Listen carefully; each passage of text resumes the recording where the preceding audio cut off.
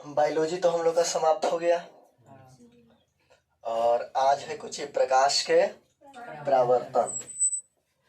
ये वाला लेकिन जो वीडियो है ना वो तो 26 जनवरी के कल तो शाम में आएगा और कल सुबह में भी क्लास है।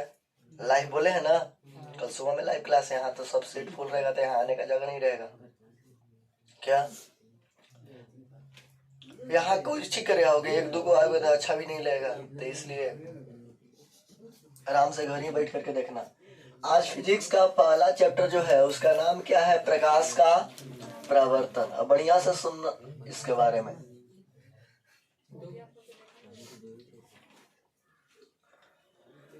हम लोग का 10th में जो फिजिक्स पढ़ना है वो 3 पार्ट में डिवाइड है। फर्स्ट पार्ट क्या है?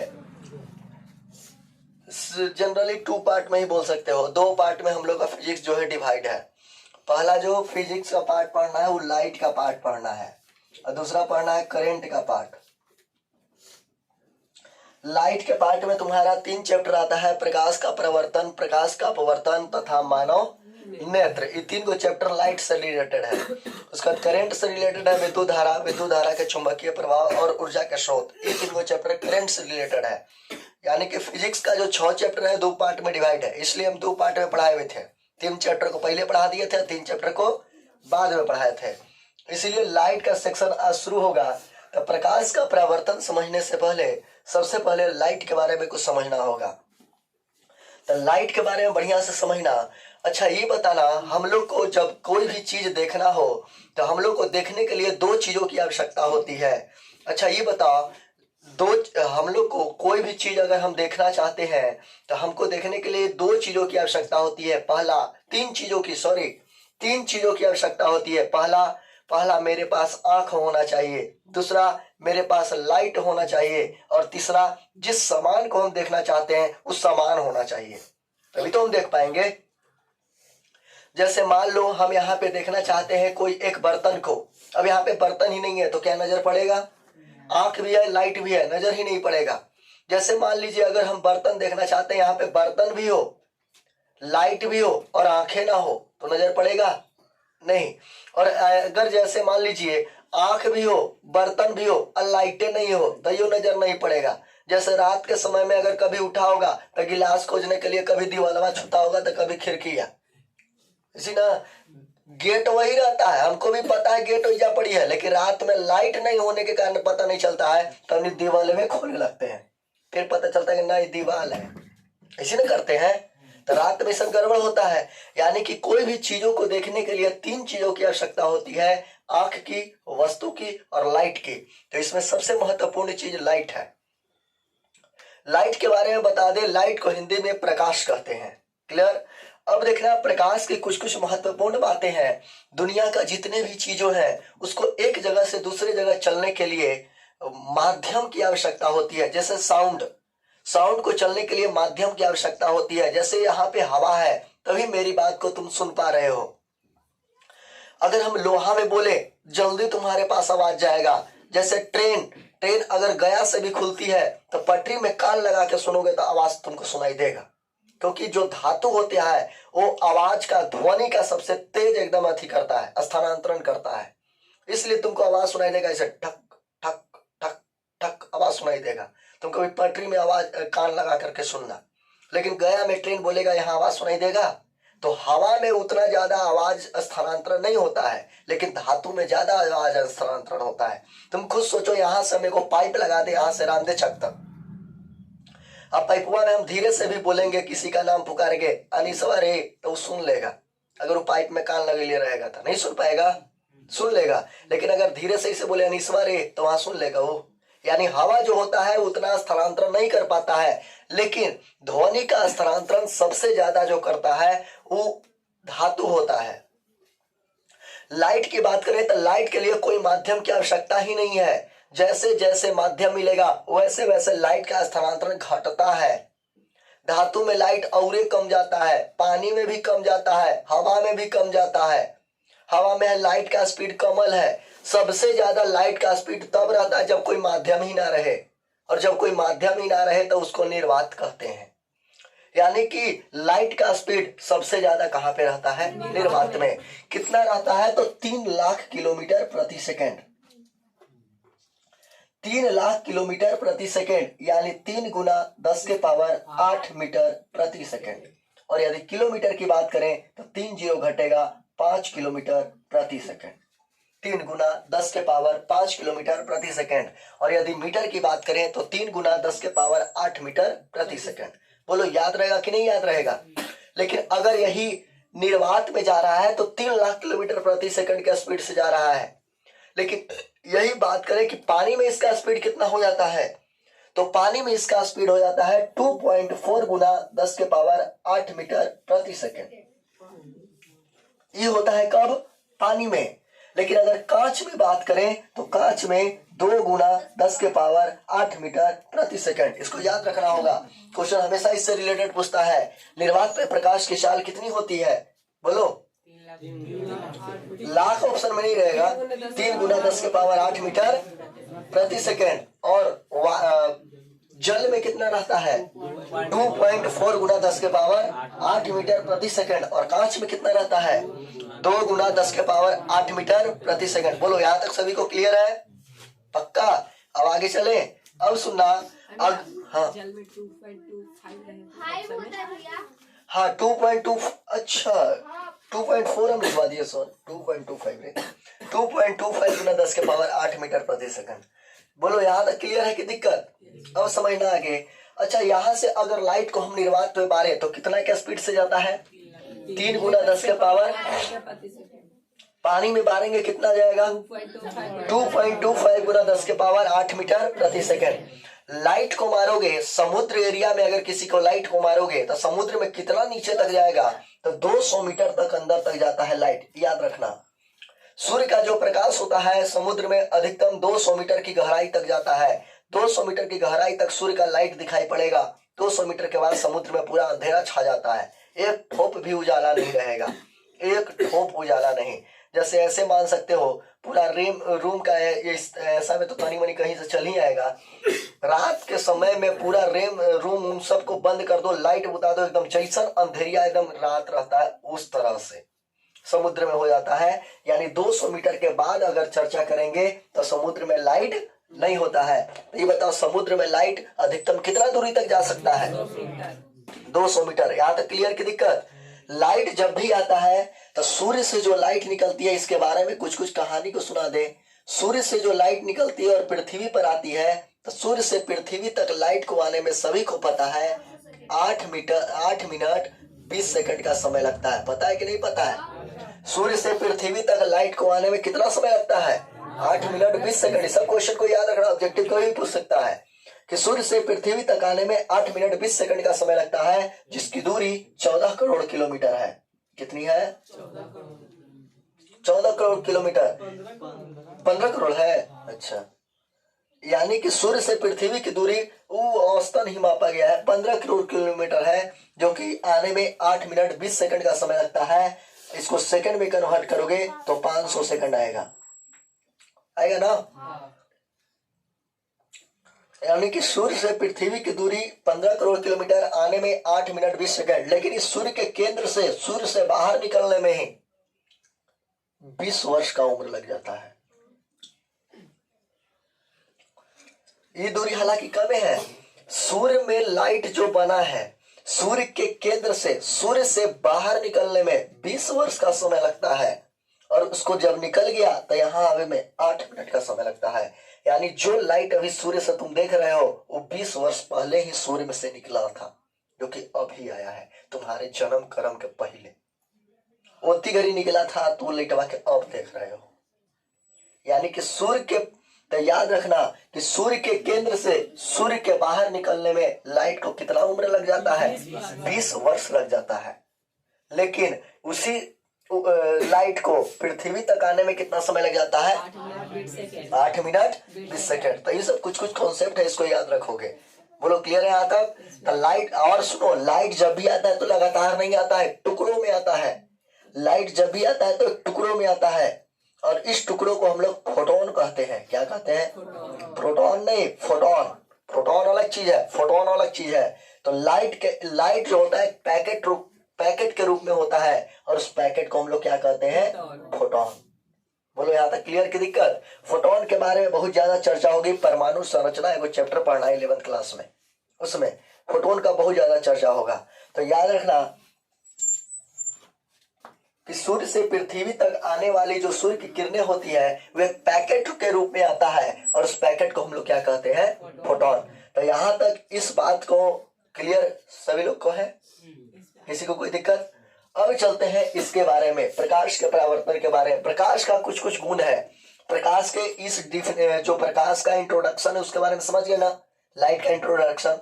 और कुछ कुछ चीजों को समझना। बहुत सारी ऐसी चीजें हैं जो प्रकाश उत्पन्न करती है, और बहुत सारी ऐसी चीजें हैं जो लाइट उत्पन्न नहीं करता है। जैसे हम क्या लाइट उत्पन्न करते हैं? तुम लाइट उत्पन्न करते हो, लेकिन सूर्य लाइट उत्पन्न करता है कि नहीं? तारा लाइट उत्पन्न करता है कि नहीं? नहीं, तारा लाइट उत्पन्न करता है। तो याद रखना कि वैसी वस्तुएं जो लाइट उत्पन्न करे उसे प्रदीप्त वस्तु कहते हैं। क्या कहते हैं?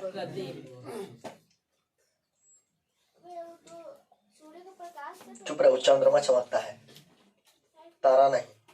तारा में स्वयं प्रकाश होता है, और सूर्य भी एक प्रकार का तारा ही है। सुनना,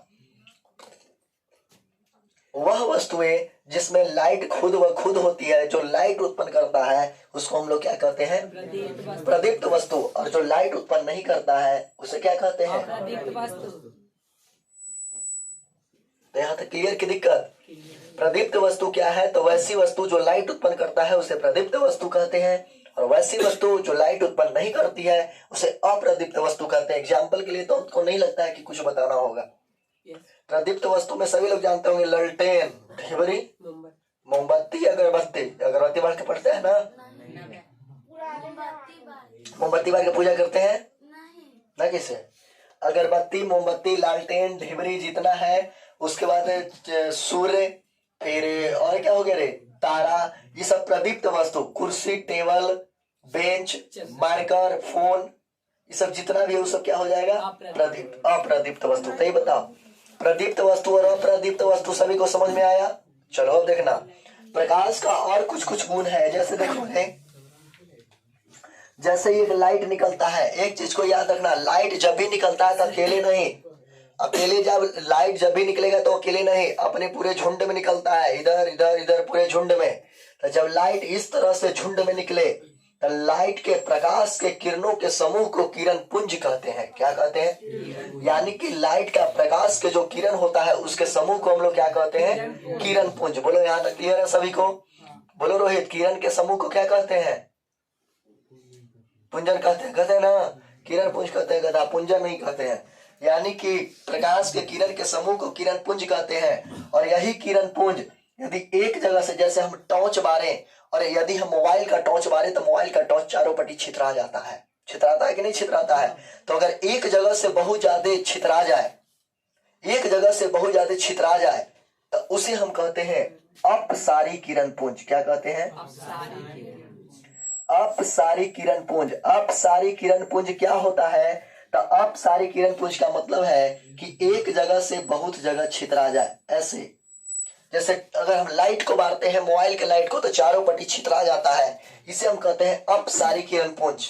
लेकिन अगर कोई लाइट सभी जगह से एक जगह पर आ जाए, सभी जगह से लाइट एक जगह पे आ रहे हैं, तो उसे हम कहते हैं अभिसारी किरण पुंज। क्या कहते हैं? अभिसारी किरण पुंज। और यदि कोई लाइट इस तरह से निकले एकदम, तो इसे कहते हैं समांतर किरण पुंज। बोलो छोटका, क्लियर है कि दिक्कत? बोलो क्लियर ना? तो ये बताओ, समानांतर किरण पुंज, अभिसारी किरण पुंज और अपसारी किरण पुंज, क्या सभी को क्लियर हुआ? जब किसी एक बिंदु स्रोत से, डिफिनेशन सुनना, जब किसी एक बिंदु स्रोत से निकलने वाले प्रकाश की किरणें अलग अलग दिशाओं में बिखर जाते हैं तो उसे अपसारी किरण पुंज कहते हैं।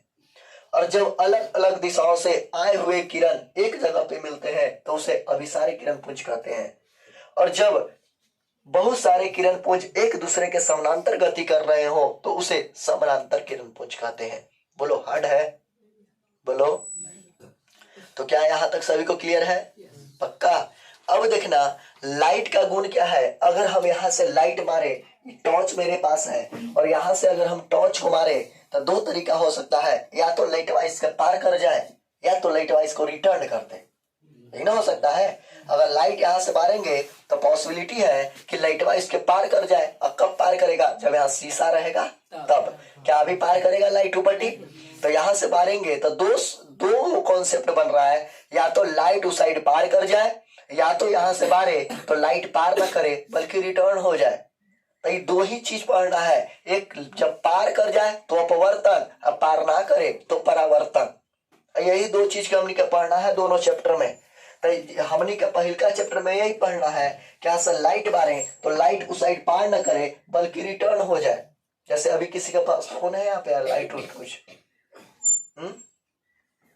टोनी के पास कोई भी फोन लग जैसे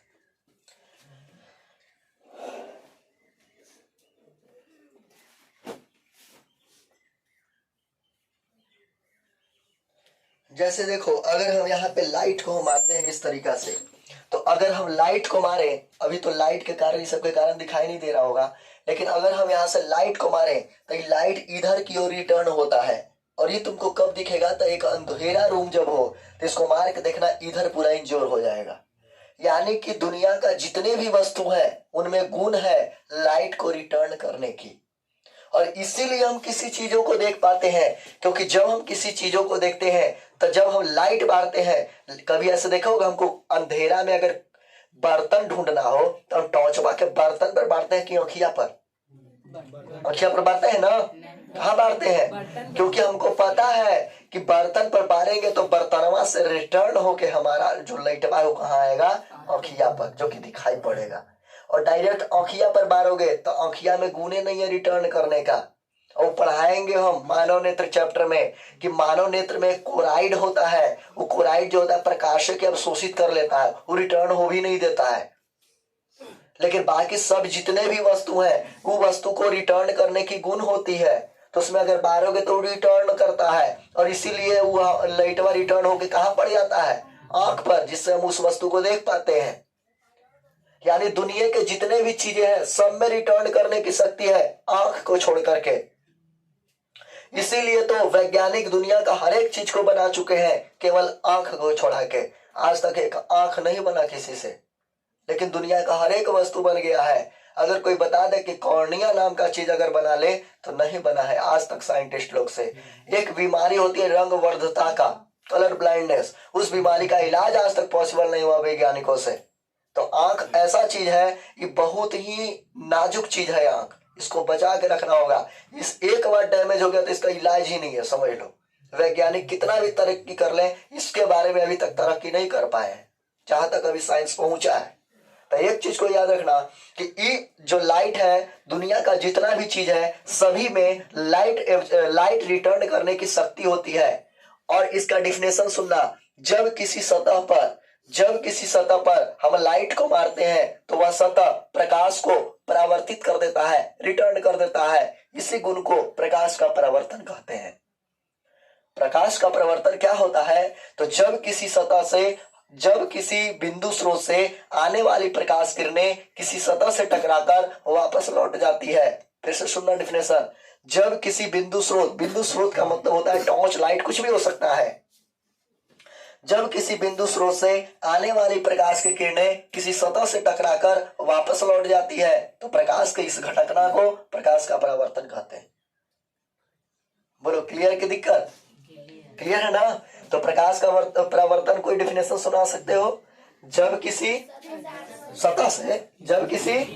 बिंदु स्रोत से आने वाली किसी टकराकर वापस हो जाती है तो प्रकाश की इस घटना को क्या कहते हैं? प्रकाश का। बहुत हार्ड है, क्लियर हुआ ना सभी को? अब देखना, जैसे हम इसमें बहुत सारी चीजों को चलेंगे, इसको मिटाने वाला, क्लियर करने वाला।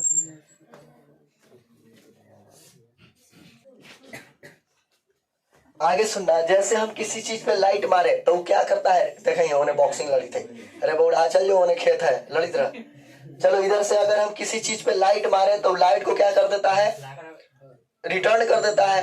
यदि किसी बिंदु स्रोत से आने वाली प्रकाश की किरणें किसी सतह से टकराकर वापस लौट जाती है तो प्रकाश की इस घटना को प्रकाश का परावर्तन कहते हैं ना।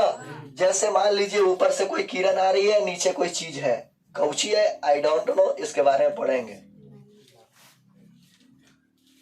ऊपर से कोई किरण आती है, अब देखो तो नहीं फिगर क्या गलती बनाए हो, किरण आया यहाँ रिटर्न होती है जैसे, अरे जहां से आया वहीं से रिटर्न होगा। तो जैसे यहां से आया लाइट, और लाइट आने के बाद बोलो रिटर्न होगा ना, क्योंकि हर एक चीज की गुण होती है रिटर्न करने की, यहां से रिटर्न कर दिया।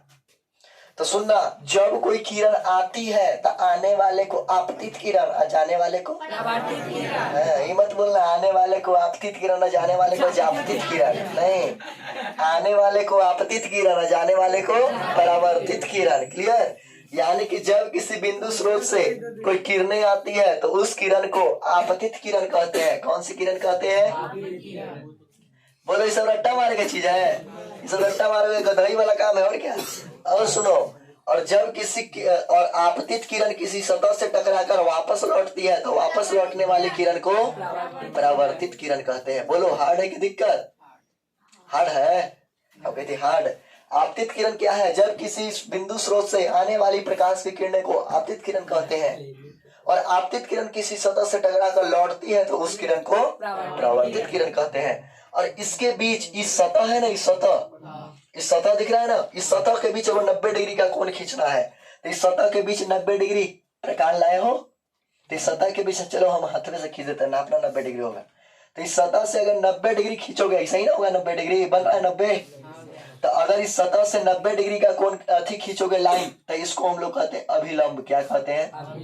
अभिलंब।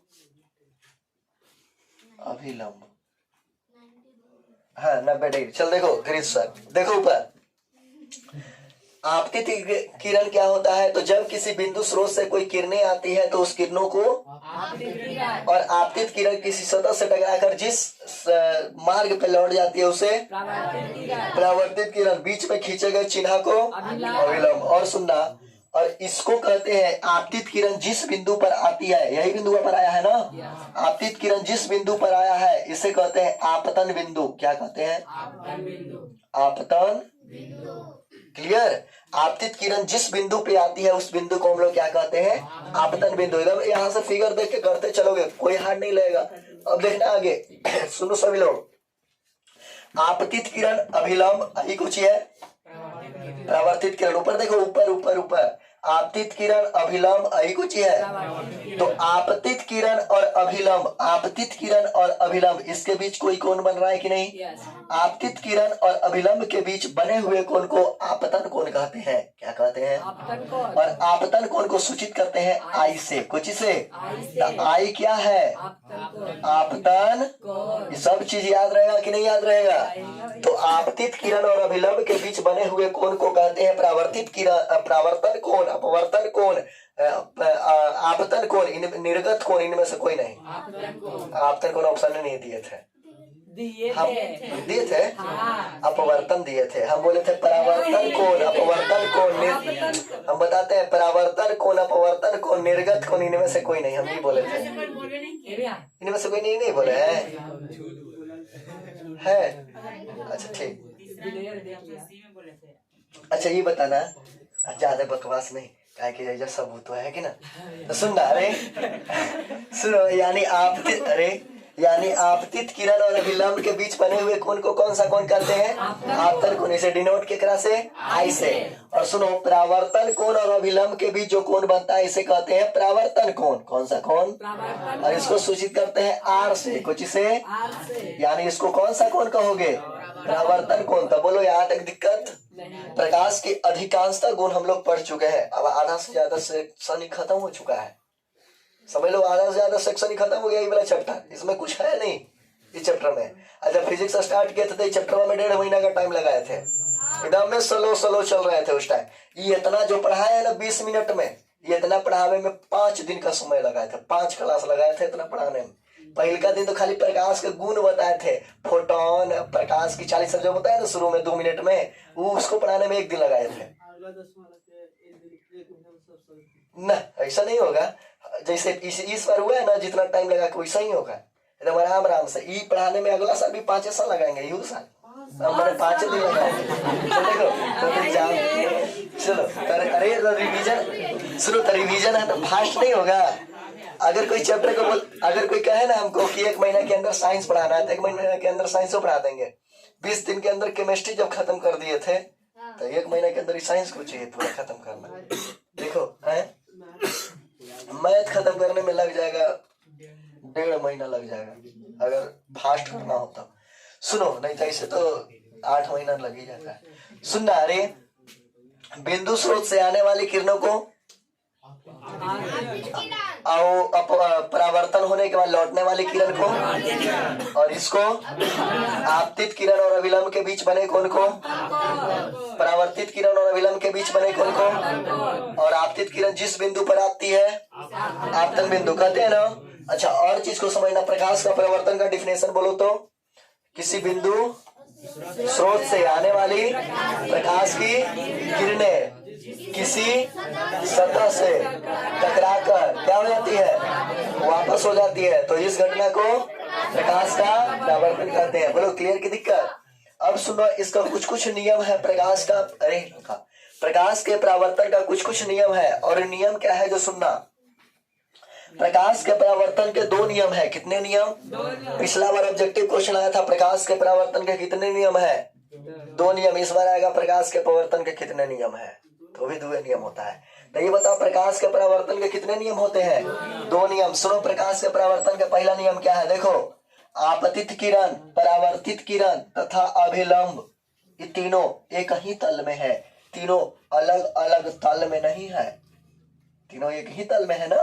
तो याद रखना, आपतित किरण, परावर्तित किरण और अभिलंब तीनों एक ही तल में होता है। एक नियम खत्म। दूसरा नियम क्या है, आपतन कोण का मान, आपतन कोण को सूचित कोचि से, परावर्तन कोण, याद रखना, आपतन कोण का मान आई, परावर्तन कोण के मान आर के हमेशा बराबर होता है, आई बराबर आर, खत्म कहानी। 2 को, और 2 को नियम है क्या, वो होता है अथी में, अपवर्तन में, यहाँ पे नहीं। तो ये बताओ प्रकाश के परावर्तन के कितने नियम? 2 नियम। पहला नियम बोलो, आपतित किरण, परावर्तित किरण तथा अभिलंब तीनों एक ही तल में होता है। आपतन कोण का मान, यह देखा साइन नहीं, वो अथी में होता है, अब प्रकाश के अपवर्तन में आपतन कोण का मान, परावर्तन कोण के मान आर के हमेशा क्या होता है, इसलिए कोण आई बराबर कोण, यानी पहला नियम एक ही तल में होता है। और दूसरा नियम कोण आई बराबर कोण, खत्म कहानी। बोलो, कहेंगे पहल का नियम है सब एक जुली मिली जुली सरकार है, एक में होता है, और दूसरा दोनों बराबर हो गए, कहानी खत्म। तो ये बताओ प्रकाश के परावर्तन के नियम सभी लोगों को समझ में आया कि नहीं समझ में आया? पक्का? अब आगे बढ़े, अब समझना आगे। चलो, अरे अब आगे समझने का प्रयास करना सभी लोग। तो प्रकाश के परावर्तन का नियम सभी लोग समझ चुके हो ना? बोलो। चलो आगे देखना, देखो सभी लोग ध्यान से आगे। अगला जो चीज है उसके बारे में हम लोग समझते हैं। जैसे मान लो ई है कोई चीज, इसके बारे में पढ़ेंगे क्या है। ई कोई चीज है और इस पर कोई उधर से लाइट आ रही है। सुनना, इधर से क्या हो रही है, लाइट आ रही है, और लाइट में रिटर्न कहाँ होगा, ऊपर ना। चलो लाइट हो गया कुछ। अच्छा ये बताओ, रिटर्न होने के बाद कहीं कटेगा? लग रहा है कहीं कटेगा? ये आई थी अन्य से, वो जाई थी मुन्ने से, कहा। लेकिन हाँ ऐसे नहीं, 2 को किरण भेजना होता है तो 2 किरण को भेज दो, 1 किरण को ऐसे भेज देते हैं। अच्छा ये बताओ, ई वाला इधर से आया तो कहाँ चल गया, ऊपर ना। ई वाला भी इधर से आया तो कहाँ जाएगा? ध्यान से सभी लोग देखो, ई वाला यहाँ से आया ऊपर गया, ई वाला इधर से आया तो कहाँ जाएगा? अच्छा ई बताओ हमको, जब ई भी इधर से ऊपर गया है तो ई बता, इसको रिटर्न के बाद कहीं कोई कटने का चांस है? तो जब नहीं कटने का चांस है तो इसको कहते हैं कि अरे ये तो कटवे नहीं करेगा कभी। कहते हैं कोई बात नहीं, बैक साइड में लेकर के चलो। जब बैक साइड में लेकर के चलोगे तो देखो कहीं ना कहीं जरूर कटेगा, जाके कहीं ना कहीं कटेगा ना। तो याद रखना कि जहां पे किरणें परावर्तित होने के बाद, पहले ही नहीं, परावर्तित होने के यानी टकराने के बाद जिस जगह पे कटती है या कटती हुई प्रतीत होती है उसे प्रतिबिंब कहते हैं। क्या कहते हैं? प्रतिबिंब। तो प्रतिबिंब का परिभाषा क्या होता है? क्वेश्चन पूछता है प्रतिबिंब से आप क्या समझते हैं? तो प्रतिबिंब यही बोलेंगे, किसी बिंदु स्रोत से आने वाली प्रकाश की किरणें किसी सतह से टकराने के बाद या किसी सतह से अपवर्तन के बाद, परावर्तन के बाद, बोलेंगे किसी बिंदु स्रोत से आने वाली किरणें किसी सतह से परावर्तन के बाद जिस बिंदु पर कटती है या कटती हुई प्रतीत होती है उस बिंदु स्रोत को हम लोग क्या कहते हैं? प्रतिबिंब। बोलो, गलत? क्लियर है सभी को? फिर से मेरे साथ, किसी बिंदु स्रोत से आने वाली प्रकाश की किरणें सतह से परावर्तन के बाद जिस बिंदु पर मिलती है या मिलती हुई प्रतीत होती है उस बिंदु स्रोत को क्या कहते हैं? प्रतिबिंब कहते हैं। बोलो, हार्ड है। प्रतिबिंब दो प्रकार के, एक वास्तविक प्रतिबिंब और एक काल्पनिक प्रतिबिंब। अगर रियल में मिल जाए वास्तविक प्रतिबिंब, प्रतीत हो काल्पनिक प्रतिबिंब। जैसे देख लो, अगर ई वाला एक कोई है, ये कोई चीज है, अब ऊपर से कोई आया, आ गया तो आएगा तो इधर रिटर्न होगा ना, और इधर से भी कोई आया तो ये भी इधर रिटर्न होगा ना। देखो, ये ना रियली में कहीं ना कहीं कट जाएगा, तो ये जब रियली में कट जाएगा तो इसको वास्तविक प्रतिबिंब कहोगे कि काल्पनिक? लेकिन इसको वास्तविक कह पाओगे? नहीं। तो बोलेंगे कि किसी बिंदु स्रोत से आने वाली प्रकाश की किरणें परावर्तन के बाद वास्तव में मिल जाती है तो उसे वास्तविक प्रतिबिंब कहते हैं। लेकिन किसी बिंदु स्रोत से आने वाली प्रकाश की किरणें वास्तव में ना मिलके मिलती हुई प्रतीत होती है तो उसे काल्पनिक प्रतिबिंब कहते हैं। तो ये बताओ, वास्तविक प्रतिबिंब और काल्पनिक प्रतिबिंब सभी को समझ में आ रहा है कि नहीं समझ में आ रहा है? तो वास्तविक प्रतिबिंब और काल्पनिक प्रतिबिंब समझ में आया? पक्का? अब देखना, इसके बारे में कुछ और चीजों को पढ़ना है, जैसे दर्पण के बारे में। और ये दर्पण क्या होता है समझना।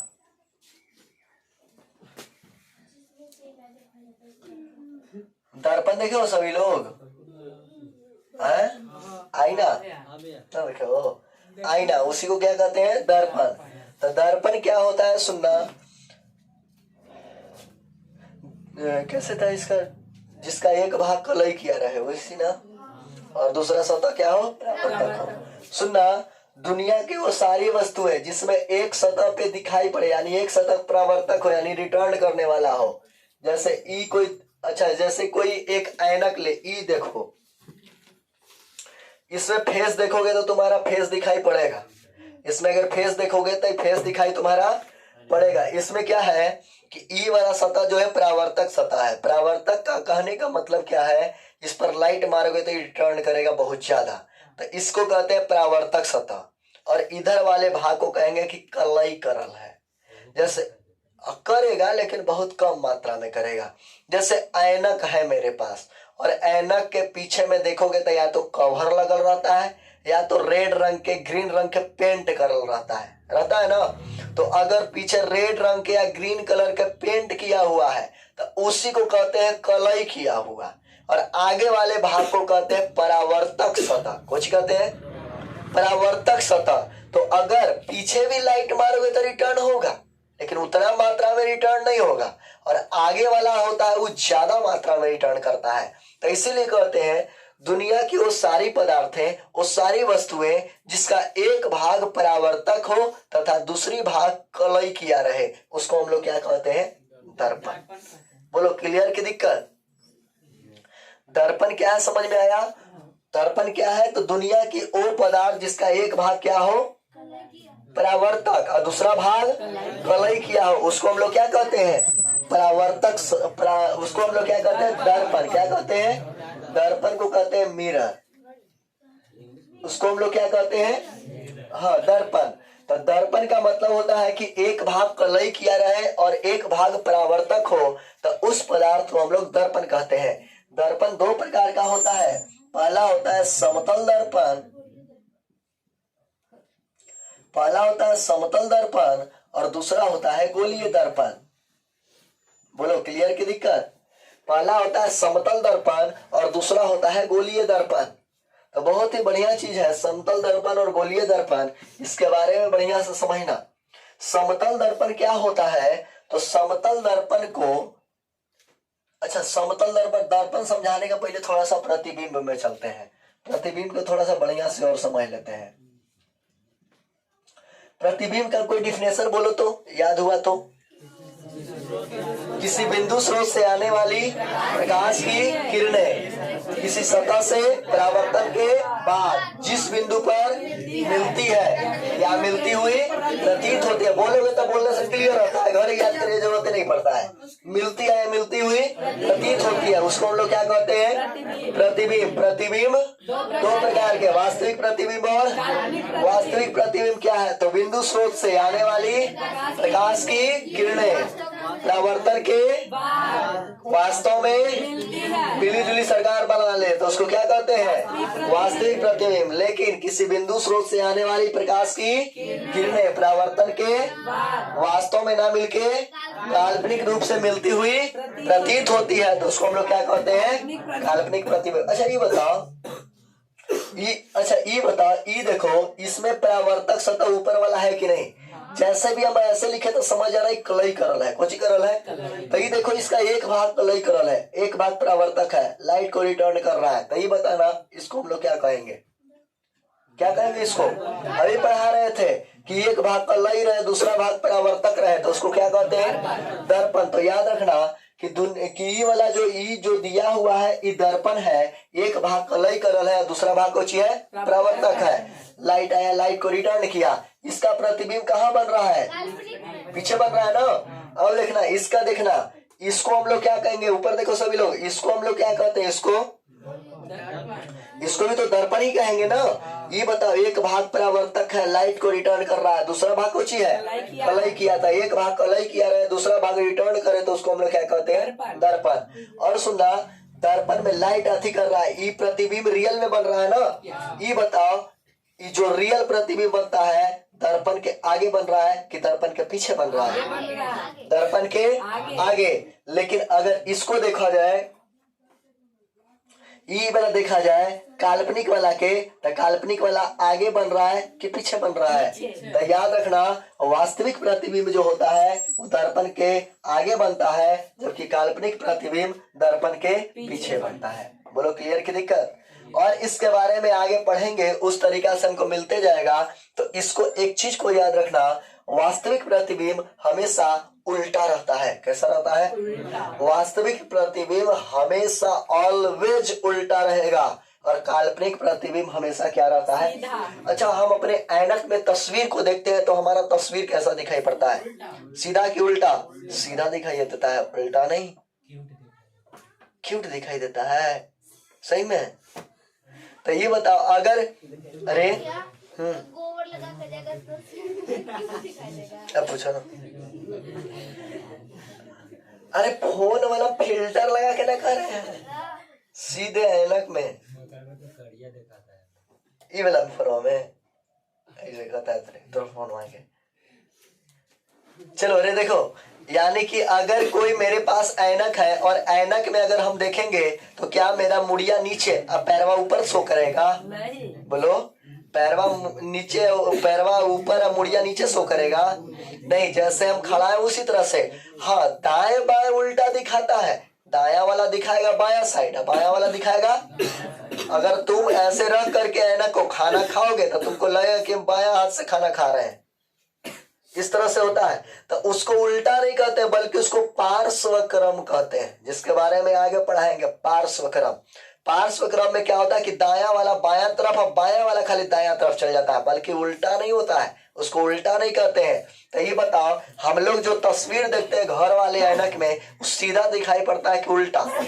सीधा दिखाई पड़ता है। तो देखना, याद रखना कि ये जो घर में जो ऐनक होता है उसमें वास्तविक प्रतिबिंब बनता है कि काल्पनिक?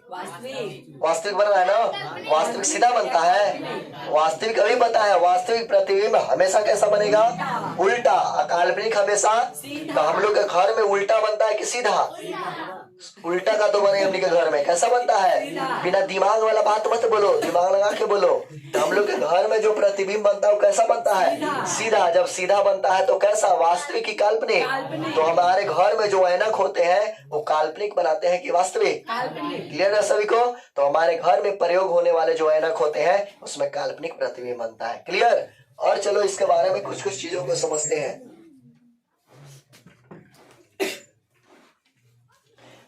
अच्छा, आज उतना एनर्जी से लग रहा है सही में? हमको लग रहा है धीरे धीरे बोल रहे हैं तो उतना एनर्जी से नहीं पहुंच रहा होगा आवाज।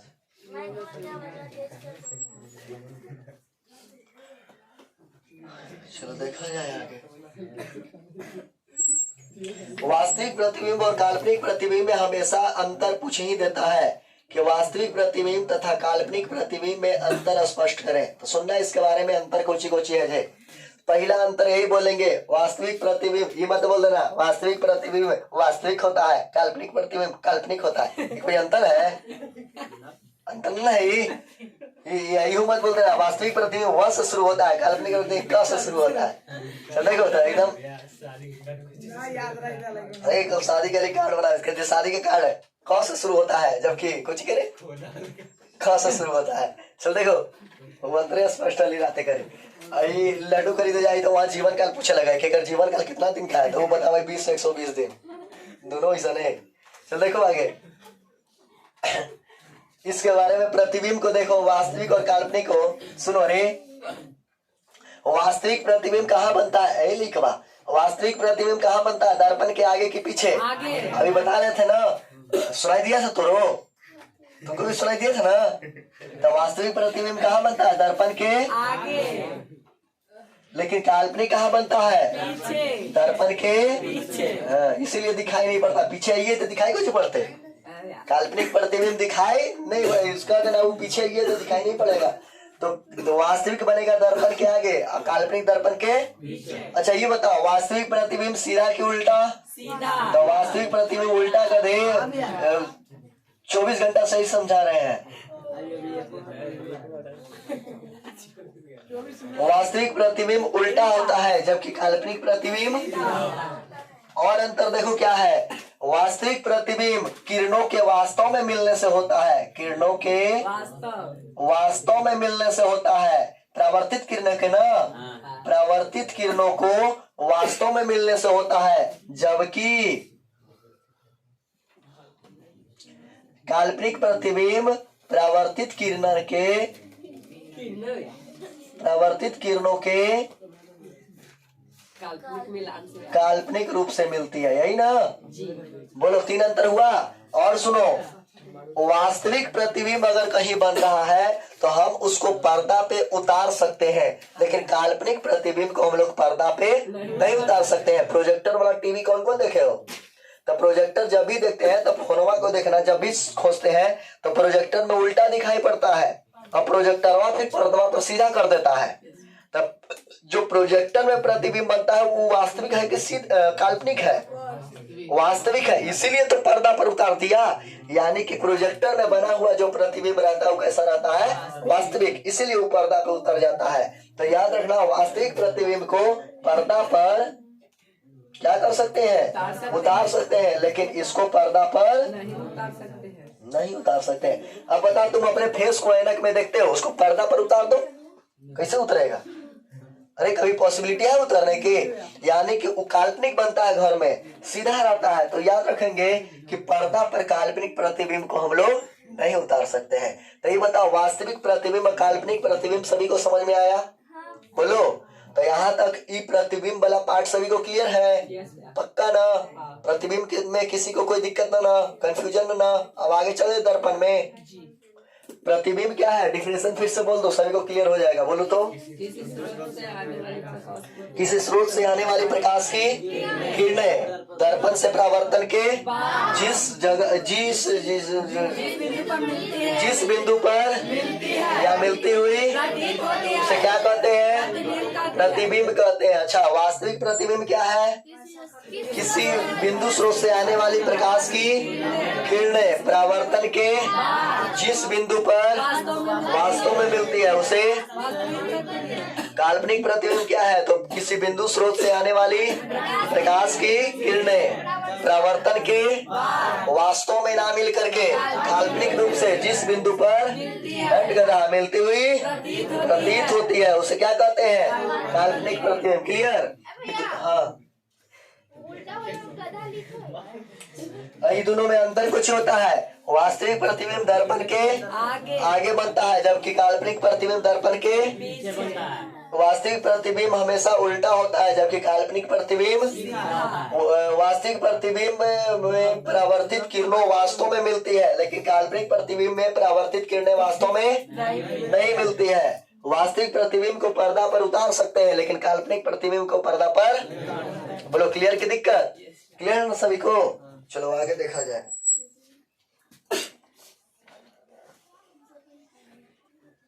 ये बताओ दर्पण किसको कहते हैं? दर्पण जय को दे लिख दिया है ना को। दर्पण क्या है बोलो? वैसा पदार्थ जिसका एक सतह प्रवर्तक हो तथा दूसरा सतह कलई किया रहे उसे क्या कहते हैं? दर्पण। क्या छुटकी रूपा इधर देखा। तो ये बता रहे एक भाग कलई किया दूसरा परावर्तक रहे तो उसे क्या कहते हैं? दर्पण। जनरली दो प्रकार के। कितने प्रकार के? एक होता है समतल दर्पण। क्या होता है? और एक होता है गोलीय दर्पण।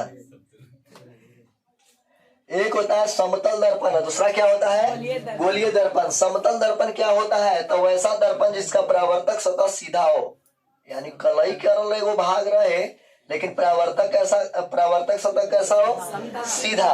तो याद रखना वैसा दर्पण जिसका परावर्तक सतह समतल हो या सीधा हो उसे समतल दर्पण कहते हैं। बोलो क्लियर की दिक्कत? क्लियर है ना सभी को? समतल दर्पण का कुछ कुछ गुण होता है, इसको याद रखना कि समतल दर्पण का जो त्रिज्या होता है वो कितना होता है? किसी को पता है? बोलो। इसका त्रिज्या अनंत ना। तो समतल दर्पण का जो त्रिज्या होता है वो कितनी होती है? अनंत। याद रखोगे समतल दर्पण का त्रिज्या अनंत होता है। इस सब कुछ कुछ चीजों को याद रखना। ये सब बहुत इंपॉर्टेंट चीज हमेशा क्वेश्चन पूछ देता है कि समतल दर्पण की वक्रता त्रिज्या क्या होती है? तो क्या होती है? अनंत। इसमें और भी हम कुछ कुछ चीजों को जानेंगे। देखो तो समतल दर्पण सुनना। ये बताओ सबसे पहले कि दर्पण कितने प्रकार के? एक समतल और एक समतल। क्या है? तो वैसा दर्पण जिसका परावर्तक सतह सीधा हो उसे क्या कहते हैं? समतल दर्पण। क्लियर ना? अब आगे देखना समतल दर्पण का कि समतल दर्पण में और कुछ ही बता रहे थे रे। हाँ, समतल दर्पण में इसका जो प्रतिबिंब बनता है हमेशा क्या बनता है? काल्पनिक। ये हमेशा क्या बनता है?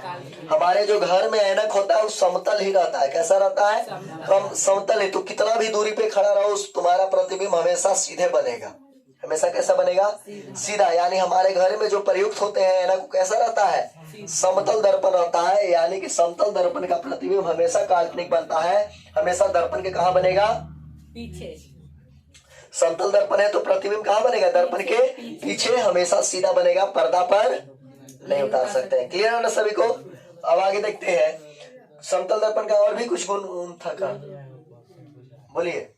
हम अपने अंधेरे कमरा में हम ऐनक से अपना फेस देखना चाहते हैं तो लाइट कहाँ पे मारेंगे? चेहरा पे मारना पड़ेगा, क्योंकि तुम ऐनक को देखना चाहते हो कि चेहरा को? तब मारोगे कहाँ? हम अगर कुर्सी को देखना चाहते हैं तो आंख पे मारेंगे कि कुर्सी पे? सुनो, तुम अभी तुम बोल रहे हैं फेस को देखना चाहते हैं, फिर बात पलटते हो। नहीं, हमको ये बताओ, तुम अगर कुर्सी को देखना चाहते हो तो लाइट कहाँ मारोगे? अगर तुम फेस देखना चाहते हो तो लाइट कहाँ मारोगे? नहीं खत्म। चल देखो, इसीलिए सिद्ध हो गया ना। चलो देखो आगे। अरे इसको लगा कि उल्टा हो जाएगा। तो कैसा है? चलो अरे देखो, दर्पण दो प्रकार के, एक समतल दर्पण और एक गोलीय दर्पण। समतल दर्पण क्या है? तो वैसा दर्पण जिसका परावर्तक सतह कैसा हो? सीधा हो, उस दर्पण को समतल दर्पण कहते हैं। क्लियर ना? अब आगे देखना समतल दर्पण का कुछ कुछ गुण क्या है? ए लिखवा है कथा ऊपर देख। समतल दर्पण का कुछ कुछ गुण क्या है, तो इसको हम लोग उपयोग करते हैं, देखो कहा, तो समतल दर्पण का उपयोग करते हैं डेटिंग टेबल में, कहा, वो मेटिंग टेबल है गधा, डेटिंग टेबल। और ये डेटिंग टेबल क्या होता है, जो इसके बारे में समझना, डेटिंग टेबल के बारे में समझना, हम बताते हैं डेटिंग टेबल। जैसे बड़े बड़े फिल्मों में ऐसा दिखाया जाता है, साउथ फिल्मों में, भोजपुरी का तो उतना औकात नहीं है बनाने का, तो साउथ फिल्मों में दिखाया जाता है, भोजपुरी में होता है कुछ, एगो हीरोइन रहेगा, एगो हीरो रहेगा, हीरोइन बड़ा घर के रहेगी, हीरोइन बड़ा घर के रहेगी, ओकर बाप विलेन रह जाएगा, हीरो गरीब घर के रहेगा, दोनों प्यार हुआ, पापा दुश्मन बन जाएगा, कहानी खत्म। एकरा अलावा कोई कहानी न रहे, है कि नहीं रह जाता, रह जाता भोजपुरी में कोई कहानी रहता है, कोई कहानी नहीं। चलो देखो आगे। अरे तो डेटिंग टेबल को साउथ फिल्मों में ज्यादा दिखाया जाता है, सुनो अरे लड़का, साउथ फिल्मों में डेटिंग टेबल को दिखाता है। उसमें क्या होता है डेटिंग टेबल में कि दो ऐनक लगे होते हैं, एक इस साइड पे लगे होते हैं और एक इस साइड पे, दोनों लगे होते हैं, और आप आईना के माध्यम से देख सकते हैं कि सामने वाला क्या क्या कर रहा है। इसमें होता क्या है कि वो ऐनक को 45 डिग्री पे फिट किया जाता है। कितना डिग्री पे? 45 डिग्री पे, ताकि उससे अगर किरण आए तो सीधा रिटर्न तुम्हारे आंखों तक हो, सीधा तुम्हारे आंखों तक रिटर्न हो, वो सब एकदम मैच कर रहता है 45 डिग्री पे। तो याद रखना डेटिंग टेबल में कौन सा दर्पण यूज होता है? समतल। और कितने डिग्री पर? 45 डिग्री पर। क्लियर है ना सभी को? तो समतल दर्पण का प्रयोग डेटिंग टेबल में करते हैं। और कहाँ करते हैं? सजावट में। तो सजावट में कहा, साड़ी में ऐनक लगल देखो छोटा छोटा, अगर कभी तो ऐसा चुनरी मुंडी वाला अगर साड़ी खरीदने का मौका मिले, अगर कभी अगर कभी साड़ी खरीदना तो उस तरह का छोटा छोटा ऐनक डिजाइन के रूप में ना काट के साटल रहता है। क्या हुआ रे? कुछ दिक्कत है? हाँ एकरो में होता है, दोनों में पढ़ाया होंगे उस टाइम पे, एकरा में ना क्या लिखवाई है। देखो रे, तो साड़िया में थोड़ा थोड़ा कटिंग नहीं इसे काटल रहता है ऐनक बन के, ऐसा रहता है ना। तो उस तरीका के जो रहता है उस समतल दर्पण ही रहता है। तो समतल दर्पण का उपयोग हम लोग कहाँ करते हैं? सजावट में। अच्छा, समतल दर्पण का उपयोग और कहाँ करते हैं? तो समतल दर्पण का और उपयोग करते हैं परसों कल तोनी के देखने को मिलेगा, ठीक है। लेकिन कल रात दिन में समतल दर्पण का उपयोग कहाँ होगा? रतवा में लाइट आता है, तो रतवा में समतल दर्पण का उपयोग बढ़िया से कर देंगे, गड़बड़ा जाएगा लेकिन ना करेंगे, छोड़ देंगे, है कि नहीं। तो समतल दर्पण देखना, समतल दर्पण का क्या होता है? सजावट में इसका बहुत ज्यादा उपयोग करते हैं। और सुनो रे, घरेलू कार्यक्रम में इसी का प्रयोग करते हैं, घरेलू कार्य में। अब बताओ, घर में जो ऐनक होता है वो कैसा होता है? समतल दर्पण। उसको कितनों दूर से देखोगे तो चेहरा नीचे, नकिया ऊपर, आँखिया नीचे थोड़ी दिखाई पड़ेगा, जैसे है वैसे ही दिखाई पड़ेगा। अब बताओ, उल्टा पुल्टा वाला दर्पण खरीद के ले आओगे तब टिकुली करला रहेगा ही जा, तो हो जाएगा ही जा, कि नकिया है नीचे, नकिया हो जाएगा ऊपर, आँखिया चलेगा नीचे। अब पता नहीं चलेगा कि करना कने है, बाल झाड़ना है तो ऐसे झाड़ रहा है, पता नहीं चलेगा कने बाल है, करना जाएगा। इसलिए रे क्या, अरे इसलिए नहीं गड़बड़ा जाएगा। इसीलिए समतल घरेलू कार्य में हम लोग किसका प्रयोग करते हैं? समतल दर्पण का। क्लियर? अब देखना आगे। हाँ। क्या टाड़ी झाड़ने लगा तो यहाँ झाड़ेगा ऐसे देखो। अरे और समतल दर्पण का उपयोग और कहाँ करते हैं? तो पेरिस्कोप में। कहाँ करते हैं? पेरिस्कोप कौन कौन देखे हो? पेरिस्कोप देखे हो? कहाँ करे है?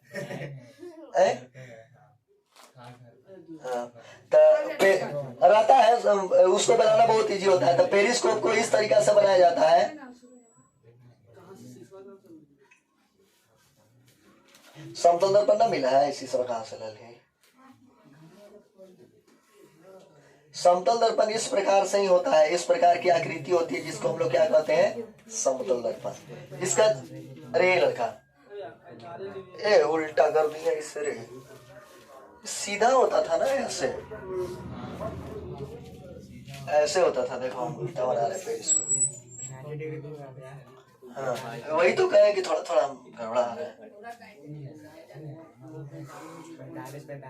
हाँ, समतल दर्पण को इस तरह से बनाया हुआ रहता है, पेरिस्कोप को। इसका प्रयोग ज्यादातर नेवी लोग करते हैं। आर्मी में नेवी कैसा रहा है? नेवी लोग करता है और इस तरह से रहता है। जैसे देखो यहाँ पे कोई अथी ना है वैसा सिकुक, जैसे ई है हमारा पेरिस्कोप, ले गई टोटली पेरिस्कोप में लगा, मान लोगे तब ठीक हो। चलो पेरिस्कोप इसी तरीका से होता है, ऐसे ऐसा रहता है पेरिस्कोप। यानी कि नेवी वाले इसको प्रयोग करते हैं, समुद्र के अंदर है और समुद्र के अंदर से हुलक के देखेंगे दुश्मन का तो सामने से गोली मार देगा ना, ना मार देगा गोली, तो वो क्या करते हैं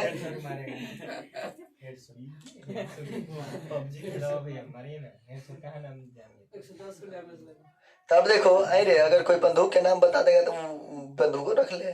देखो जैसे इस तरह से ये एक पेरिस्कोप है और पेरिस्कोप में क्या होता है, यहाँ एक दर्पण फिट होता है, सुनना, एक दर्पण यहाँ फिट होता है और एक दर्पण यहाँ, और बताते हैं समतल दर्पण का चर्चा और वही रहेगा, एक दर्पण यहाँ और एक दर्पण यहाँ। अब देखो क्या होता है, जैसे इधर है ऐसे ऐसे है इस तरह से, और अगर हम उस आदमी को देखना तो हमको मुड़ी निकालने की जरूरत नहीं है, हम खाली एक से देख लेंगे ना या से, तो वहां दिखाई पड़ेगा, वहां से फिगर बनेगा इस दर्पण पे, ये दर्पण से इस दर्पण पे, हम यहाँ से इस दर्पण पर देख लेंगे, अब पता चल जाएगा कि सामने सामने निकल के फटाक से ठोक देंगे उसको। यानी नेवी इसका सबसे ज्यादा प्रयोग करती है पेरिस्कोप में, और पेरिस्कोप में दर्पण कौन सा होता है और फिट होता है 45 डिग्री पे, 45 डिग्री पे यहाँ भी रहता है और 45 डिग्री पे तुम्हारा यहाँ पे भी रहता है। तो इस तरह से दोनों 45 उल्टा बना दिए अरे ऐसे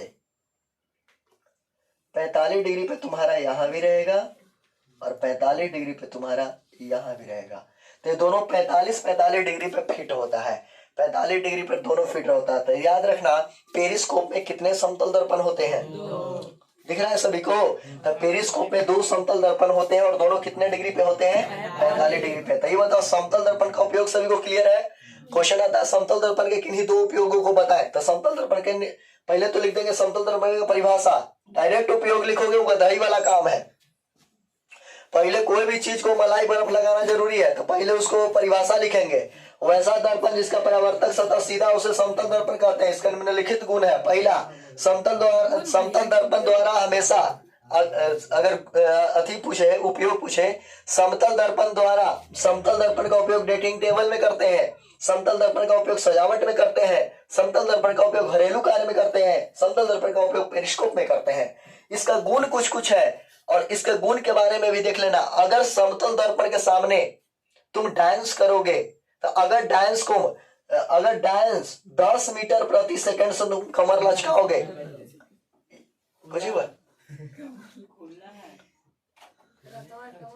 चले रे ऊपर देख, यानी कि अगर तुम समतल दर्पण के सामने डांस जैसे रतिया के 2 बजे रतिया की कमर लचका भी चले पतली कमरिया पर, तो देखें अरे तो जैसे अगर सुनो, तो जैसे अगर वैसे ही अगर समतल दर्पण के सामने अगर 10 मीटर प्रति सेकंड से कमर लचकाओगे, 1 सेकंड में कितना कमर लचका रहे हो, 10 मीटर, उतना के स्पीड से अगर कमर लचकाओगे तो समतल दर्पण शो करेगा इतना से।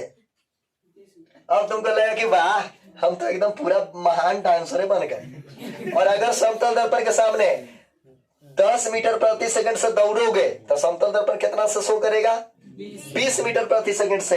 यानी समतल दर्पण किसी भी वेग को दुगना कर देता है। क्लियर? यानी समतल दर्पण किसी भी वेग को कितना कर देता है, दुगना। याद रहेगा ना, समतल दर्पण किसी भी वेग को दुगना कर देता है। यदि कोई वस्तु v वेग से गति करे तो समतल दर्पण में बना प्रतिबिंब जो होता है वो कितनी से गति करेगी, 2v से। कितनी से? क्योंकि दुगना हो जाता है ना। लेकिन अगर समतल दर्पण से जितने दूरी पर आप खड़ा रहेंगे, समतल दर्पण के उतना ही अंदर प्रतिबिंब बनेगा। यानी समतल दर्पण से 5 मीटर की दूरी पर आप खड़ा है तो 5 मीटर होकर अंदर प्रतिबिंब बन रहा है। यानी कि प्रतिबिंब की बात करें तो जितना दूर बाहरी है उतने दूर अंदर।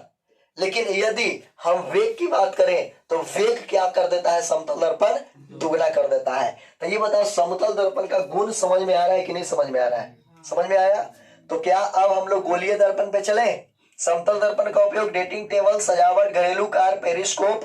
क्लियर? अब गोलीय दर्पण, समतल दर्पण क्या है तो इसका परावर्तक सतह कैसा? सीधा समतल।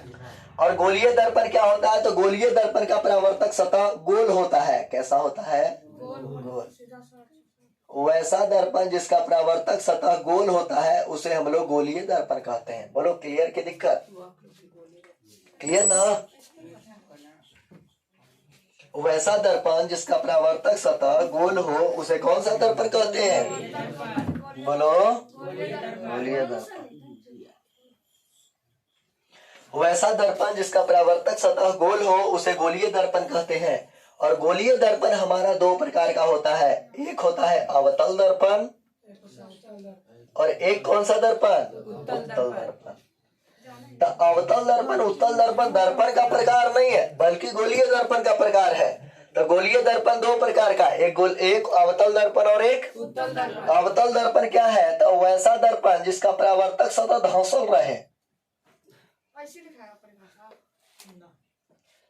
तो ये बताओ अवतल दर्पण का परावर्तक सतह यही ना है, बाहर तो कलई करल है और ये धंसा हुआ है। तो बोलेंगे वैसा गोलीय दर्पण, वैसा दर्पण नहीं, वैसा गोलीय दर्पण, क्योंकि गोलीय दर्पण का ही दोनों बेटा है। तो वैसा गोलीय दर्पण जिसका परावर्तक सतह धंसा हो या अंदर की ओर हो, ऐसे बोलेंगे। वैसा गोलीय दर्पण जिसका परावर्तक सतह अंदर की ओर हो उसे कौन सी दर्पण? हटगता अवतल दर्पण। और वैसा गोलीय दर्पण जिसका परावर्तक सतह ऊपर की ओर हो, ऊपर की ओर, देखो ऊपर की ओर है कि नहीं है, तो इसको कौन सा दर्पण कहेंगे? उत्तल दर्पण। उठल रहे था उत्तल दर्पण, धंसल रहे था अवतल दर्पण। उठल दर्पण, खत्म कहानी। बोलो भारी है? अच्छा अब बताना तो, तूने छोटका बताना तो इधर से ये छोटका बताएगा कुंदन। ये कौन सा दर्पण है बोलो तो? ये तू बताओ। अरे तेज लड़का तू बताओ ये कौन सा दर्पण है? बोलो ना, बाद में लड़ित रही है तो बोल। कौन सा? अवतल दर्पण का है? क्या कि पेंटवा इन्हीं से करल है, अहू में पेंटवा इन्हीं से करल है, नहीं करल। अवतल में पेंटवा इन्हीं से नहीं करल, अहू में पेंटवा इन्हीं से ही करल। अरे परावर्तक सतह कौन है? पूरब की पश्चिम? पूरब।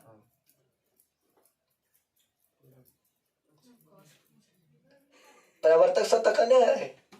पूरब कने से आ गया? कने है पूरब? पूरब कने होता है रे? अरे परावर्तक सतह किधर है? परावर्तक सतह पश्चिम है ना यार, लूट कर ले क्या? अरे तो नहीं बता परावर्तक सतह के नाम में कौन है? पूरब का परावर्तक सतह उठा लेके धंसल, कौन सा दर्पण कहोगे? उत्तल दर्पण। क्लियर ना? तो अवतल दर्पण उत्तल दर्पन सभी को पहचानने आ गया। हाँ धंसा रहेगा तो अवतल दर्पण। क्या? नहीं तो सही बोला था, हम कंफ्यूज करने के लिए उसको ऐसा बोले थे। तो ये बताओ कि उत्तल दर्पण क्या होता है? तो वैसा दर्पण जिसका परावर्तक सतह उठा हुआ हो, परावर्तक सतह जो है ऊपर की ओर हो, परावर्तक सतह बाहर की ओर हो, उसे उत्तल दर्पण। और वैसा गोलीय दर्पण जिसका परावर्तक सतह अंदर की ओर हो, उसे आराम से बैठने का था। वैसा गोलीय दर्पण जिसका परावर्तक सतह बाहर की ओर हो उसे कौन सा दर्पण? बोलो बाहर की ओर हो तो उत्तल। और वैसा गोलीय दर्पण जिसका परावर्तक सतह अंदर की ओर हो उसे कौन सी दर्पण? अवतल। क्लियर है यहाँ तक? आगे देखना।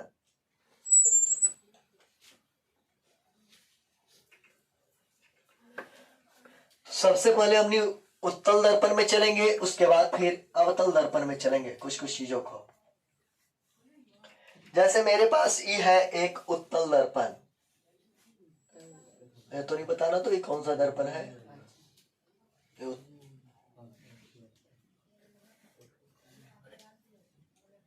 चलो बताओ ये कौन सा दर्पण है? बोलो कौन सा दर्पण? हाँ तो तब हो जाता है। अब बताओ ये कौन सी दर्पण? कौन सी दर्पण? कौन सी दर्पण? कोई दर्पण नहीं। तो बता दें ये जो दर्पण है उत्तल दर्पण। कैसे? तो कलई का रूल है फिजिक्स का कि कलई हमेशा दाहिने तरफ किया जाता है। तो कलई हमेशा दाहिना तरफ कर लो। जब कलई को दाहिना तरफ करोगे तो कौन सा दर्पण पड़ेगा? तो एक चीज को याद रखना, जब खाली दे रहा तो याद ये मत सोचना कि लगता है मिस प्रिंटिंग है। कलरवा करेला भुला गए। याद रखना, वो इससे कंफ्यूज करला दिल रहता है। याद रखना कि जो हमेशा कलर होता है, बुक में भी कभी भी देख लेना, कलर हमेशा दाईं तरफ ही रहता है। तो कलर का फिजिक्स का ये रूल है कि कलर हमेशा कहाँ करते हैं, दायां तरफ करते हैं। क्लियर? चलो आगे बताओ, ई वाला कौन सा दर्पण है? अवतल दर्पण। अब देखो रे ऊपर देखो, ये अवतल दर्पण जो है वो कौची से बनल है? गोलीय दर्पण से ना। अब गोला का एगो केंद्र होता है ना, तो गोलीय दर्पण का मान लेते हैं कहीं ना कहीं ऐसा अपनी केंद्र था, कोची था। तो ये गोलीय दर्पण जिस गोला से बना होता है उसके केंद्र को वक्रता केंद्र कहते हैं। क्या कहते हैं? याद रखना, गोलीय दर्पण कभी न कभी दर्पणवा इसने था। देखो कोई लड़का इसको आके फोड़ दिया था, जो कि वैसा दर्पण मिल गया। अरे पहले ऐसा नहीं ना दर्पण था, क्योंकि गोलीय से ही निर्माण हुआ है किसका? अवतल और उत्तल का। तो ये अवतल दर्पण है, इसका मतलब कभी न कभी इसका खानदान गोलीय था। यानी कि ई वाला जो दर्पण है गोलीय दर्पण, इसका कहीं ना कहीं केंद्र भी था। तो गोलीय दर्पण, तो याद रखना, गोलीय दर्पण जिस गोले से बना होता है, ऊपर देखो ना, देखिए सब कुछ तो गोदना गोदे में लगल है। गोलीय दर्पण जिस गोले से बना होता है उस गोले के केंद्र को कौन सा केंद्र कहते हैं? वक्रता केंद्र। तो बोलो यहाँ तक सभी को क्लियर है कि दिक्कत? आई बताओ, गोला में त्रिज्या से इसे खींच देता है, इसको हम लोग क्या कहते हैं? गधा। गोला में अगर ऐसे हम खींच देते हैं, इसको क्या कहते हैं? मुख्य अक्ष गोला में हुआ है। गोला में अगर हम ऐसे खींच देते इसको क्या कहते हैं? सब भुला लीजिए, भूमध्य रेखा का तो कह देगी। कुछ कहते हैं खींचने पर रे, इतना देर से हम कुछ पूछ रहे हैं, भूमध्य रेखा पूछी थी इतना देर से। अरे यदि कोई रेखा से इस तरह का हम लाइन खींच देते, इस लाइन को क्या कहते हैं? व्यास। तो याद रखना कि गोला के केंद्र को वक्रता केंद्र, गोला का जो व्यास है ना, इसको कहते हैं मुख्य अक्ष। क्या कहते हैं? मुख्य अक्ष या फिर प्रधान अक्ष। मुख्य अक्ष या फिर प्रधान अक्ष। तो इसको हम लोग कहते हैं मुख्य अक्ष। कुछ कहते हैं मुख्य अक्ष या फिर प्रधान अक्ष। तो याद रखना, दर्पण के बीचों बीच काटने वाली जो रेखा होती है उसे हम लोग या तो मुख्य अक्ष कहते हैं या फिर प्रधान अक्ष कहते हैं। क्लियर? और इसको हम लोग कुछ कहते हैं? वक्रता केंद्र। और वक्रता केंद्र को सूचित सी से करते हैं, ठीक ना? वक्रता केंद्र को सूचित सी से करते हैं। और इस तरह का जो लाइन जाएगा, जो दर्पण को दो बराबर भागों में काटेगा, उसको हम लोग क्या कहते हैं? दर्पण को बराबर भाग में काटे उसे क्या कहते हैं? वक्रता नहीं, मुख्य अक्ष या फिर प्रधान अक्ष। क्लियर? मुख्य अक्ष या फिर प्रधान अक्ष। क्लियर है यहाँ तक? अब आगे समझना, इसके ये क्या होता है तो देखना, ये जो लाइन होता है मुख्य अक्ष, दर्पण को दो बराबर भागों में काटती है ना, और जिस बिंदु पर काटती है उसे हम लोग ध्रुव कहते हैं। कुछ कहते हैं? और ध्रुव को सूचित पी से करते हैं। कुछ से इसको हम लोग कुछ कहते हैं? ध्रुव। कुछ कहते हैं? ध्रुव। तो याद रखना, सुनो, देखो रे ऊपर, यानी कि ई है कौन सा दर्पण? अवतल। और अवतल दर्पण जिस गोलीय दर्पण से बना है उसके केंद्र को क्या कहें? वक्रता केंद्र। और अवतल दर्पण को दो बराबर भागों में बांटने वाली रेखा को मुख्य अक्ष या फिर, और मुख्य अक्ष जिस बिंदु पर इसको काटा है दर्पण को उसको ध्रुव। और सुनना, अगर इसके मुख्य अक्ष के समानांतर कोई किरण आए लाइट का, कहाँ के समानांतर? तो ये बताओ, रिटर्न होके ऊपर जाएगा कि नीचे? थोड़ा दिमाग लगाओ। तो मुख्य ई जो है रिटर्न होके ऊपर कैसे जाएगा? रिटर्न होके ऊपर टकरा जाएगा। ये रिटर्न होके, और रिटर्न होने के बाद जहां पर ही काटता है ना उसको कहते हैं फोकस। क्या कहते हैं? जहां काटती है उस जगह को हम लोग क्या कहते हैं? फोकस। तो इसको याद रखना, किसी भी दर्पण में PFC, यानी अगर हमको इसमें डिसाइड करना हो, इसमें दर्शाना हो, तो कोई हमको दर्शा के बता सकता है? पहले हम यहाँ पे क्या लिखे, उसके बाद और उसके बाद याद रखना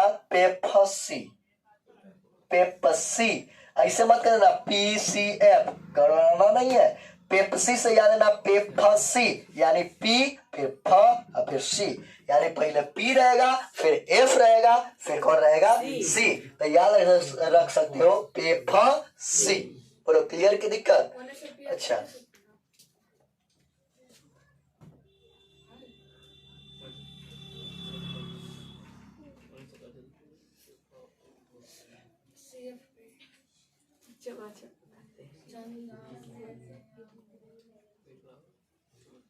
चलो तू बताओगे? नहीं तू नहीं, कौन बताएगा? तू रोहित शर्मा, तू बताओगे कने पेप्सी पी के अगर लिखे एफ कने या सी कने, एक में बताना है। का ए जा अच्छा पी, उसके बाद एफ कने पूरब के पश्चिम, पूरा वही पड़े एफ, ओकर बाद ये अरे गधे वक्रता केंद्र ई जो गोलवा बनी थी तो गोला उन्ने में बनेगा, तो ये गोलवा के केंद्र है ना होती है, गोलवा के बाहरी, गोला के बाहरी केंद्र होता है, केंद्र गोला के अंदर होता है, गोला से बाहर, गोला से अंदर, तो गोला के अंदर जाने में धौसल रहे उन्ने में पेप्सी लिखना है, समझा? यानी हम जानते थे इसमें गड़बड़ करोगे, यानी कि पी यहाँ पे लिखोगे तो एफ जानने में झुकल है उन्हीं में है एफ, उसके बाद जितना दूरी पर लिए हो उतने दूरी पर उड़ने लेना है, क्योंकि ई वाला जो होता है ना इसको क्या कहते हैं? फोकस ना, इसको क्या कहते हैं? इसको वक्रता केंद्र, इसको वक्रता, इसको ध्रुव, कोची ध्रुव। याद रखना फोकस को सूचित कौची से? बड़ा एफ, वक्रता केंद्र को सी से। तो सुनना, केंद्र से परिधि तक के दूरी को अरे जा खूब तरह याद है, केंद्र से परिधि तक के दूरी को, इसलिए इसको कहेंगे वक्रता त्रिज्या। क्या कहेंगे? तो केंद्र से परिधि तक के दूरी को त्रिज्या कहते हैं ना, इसलिए पीसी को क्या कहेंगे? वक्रता त्रिज्या, वक्रता त्रिज्या। क्लियर ना सभी को? इसको ई वाला को हम लोग खाली कुछ कहते हैं फोकस, लेकिन यहाँ से यहाँ तक के दूरी मापना हो तो उसको कहेंगे फोकस दूरी, फोकस दूरी। अब फोकस दूरी को सूचित छोटा एफ से, फोकस को सूचित बड़ा एफ से, लेकिन फोकस दूरी को सूचित छोटा एफ से। बोलो क्लियर की दिक्कत? फोकस दूरी को सूचित क्या से? छोटा एफ से, अब फोकस को सूचित बड़ा एफ से।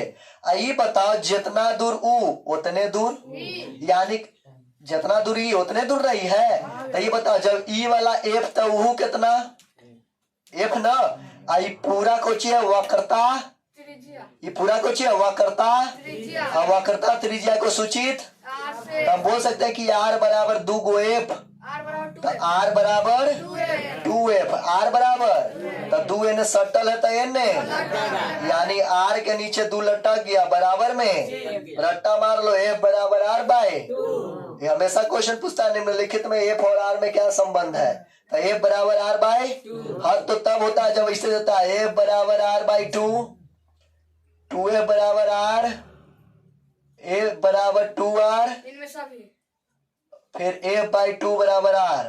अब बताओ अगला में कौन सही है? लो बताओ अगला में कौन सही है ना? दुगो सही है ना, दुगो सही। गदाम पहले ही बोल चुके हैं, इसको फोकस कहते हैं, फोकस दूरी नहीं। ये बड़ा एफ को फोकस कहते हैं, फोकस दूरी को छोटा एफ से सूचित करते हैं। छोटका एफ बराबर आर बाई 2 होता है, बड़का एफ बराबर, समझ गया ना कैसे गधा बनाएगा? गधा को बन भी गया, गधी है। यानी कि बताओ छोटा ए बराबर कुछ होता है, ए बराबर आर बाय 2। तो यहाँ से ये चीज समझ में आया कि नहीं समझ में आया? सीधे यहाँ से बोल सकते हैं कि वक्रता केंद्र जो है ना, वक्रता त्रिज्या जो है ना फोकस दूरी के आधा के दुगना, वक्रता त्रिज्या फोकस दूरी के क्या हो, फोकस में दूरी के आधा कर देगा। वक्रता त्रिज्या फोकस दूरी के दुगना होता है, जबकि फोकस दूरी वक्रता त्रिज्या के आधा होता है। समझा? चलो अब आगे देखा जाए।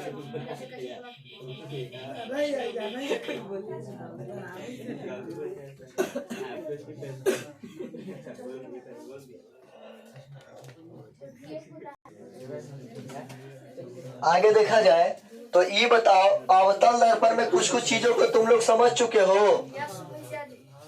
रोहित कुमार बताएगा, कोई हिंट के नहीं, कौन सा दर्पण है बोलो।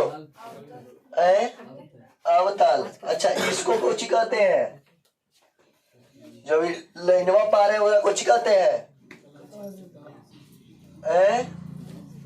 यार कुछ कहते हैं रंजन, वक्रता केंद्र ना, त्रिज्या कहते नगरा। तो तुम परंगत हो गया। तू बोल रहे सन्नी व्यास, तो तू आओ ना साइड है। तू बोल रहे सूरज, मेरा कुछ कहते हैं प्रधान। अच्छा, पढ़ाई लिखाई पर ध्यान दो गधा। इसको कुछ कहते हैं मुख्य अच्छा, फिर प्रधान।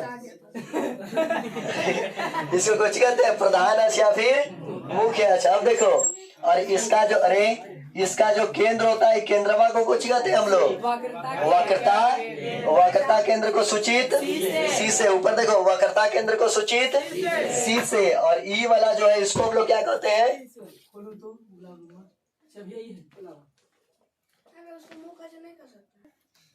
चलो रे, देखो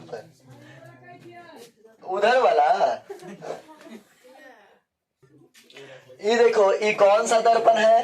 अवतल दर्पण। इसको कुछ कहते हैं मुख्य अक्ष, इसको वक्रता केंद्र सी ना। ई कुछ है ई, अब बिचवा में कुछ छोटा की बड़ा? बड़ा है, बड़ा है ना।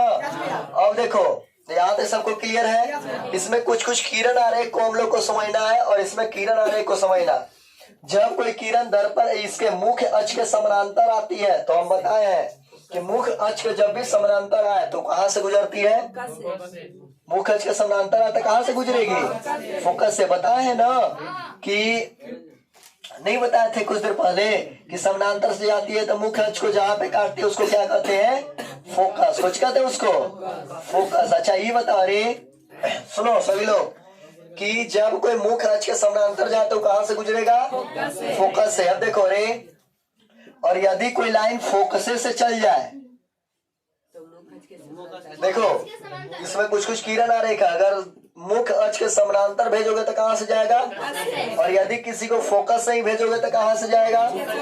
मुख्य अक्ष के समानांतर। और यदि किसी को सुनना, इस सी पर भेजोगे, सी पर, अगर सी पर किसी को भेजोगे, वक्रता कुची पर, केंद्र पर ना, वक्रता केंद्र पर भेजोगे तो इसी पर रिटर्न हो जाता है। एकदम वही रास्ता पर, जवन रास्ता आया वही रास्ते गुजर गए, ठीक ना। लेकिन अगर किसी को पी पर भेजोगे, कहाँ भेजोगे? पी पर। तो अच्छा, तो जब किसी को पी पर भेजोगे तो सुनो, जितना कोण ऐजा पड़ी बनाया है उतने कोण रिटर्निंग में भी बनाएगा, ठीक ना। सुनना, यदि किसी को पी पर भेजोगे तो जितना कोण से वहां गया है उतने कोण से रिटर्न होगा।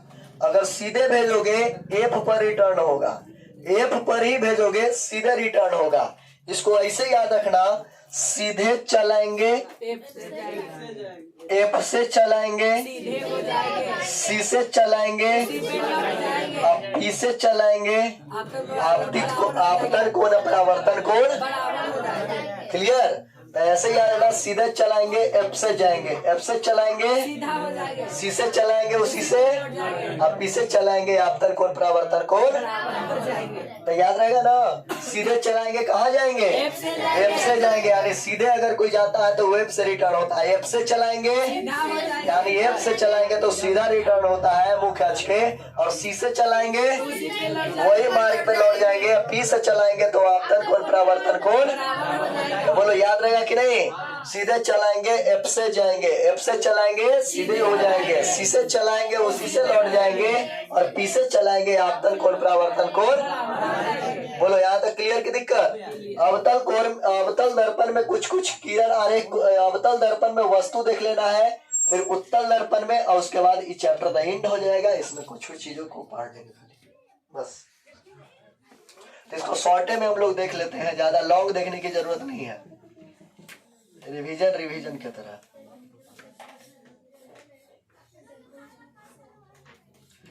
देखना ऊपर, जैसे ई कौन सा दर्पण है ये बताओ हमको। यहाँ उत्तल अवतल दोनों लिखा है, जरूरी नहीं है कि वो अवतले रहेगा। कौन सा दर्पण है बोलो रे? अवतल दर्पण। इसको कौन सा क्या कहते हैं इसको? मुख्य अक्ष पहले, उसके बाद और उसके बाद, वही ना।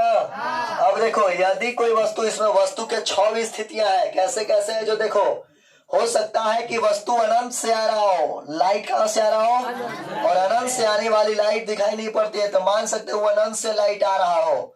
तो अनंत से अगर कोई लाइट आता है तो उसका प्रतिबिंब, अगर कोई वस्तु अनंत पर है नहीं दिखाई पड़े, तो अगर कोई वस्तु अनंत पर है तो उसका प्रतिबिंब कहाँ बनता है? तो याद रखना कि अनंत पर के एफ पर, अनंत पर के तो हम वस्तु को बनाएंगे ऐसे, ठीक ना। अब प्रतिबिंब को बना देते हैं नीचे में है। तो ये बताओ अनंत पर के कहाँ बनेगा? अनंत पर के एफ पर, अनंत पर के एफ पर,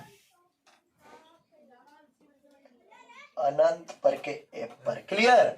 अच्छा अब देखो अनंत पर के एफ पर लिख देते हैं, अनंत पर के एफ पर।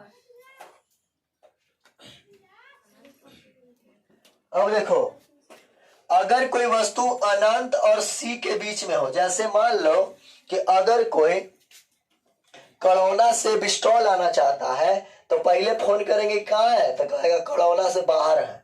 अब अनंत पर है, अनंत पर पत्ते नहीं है।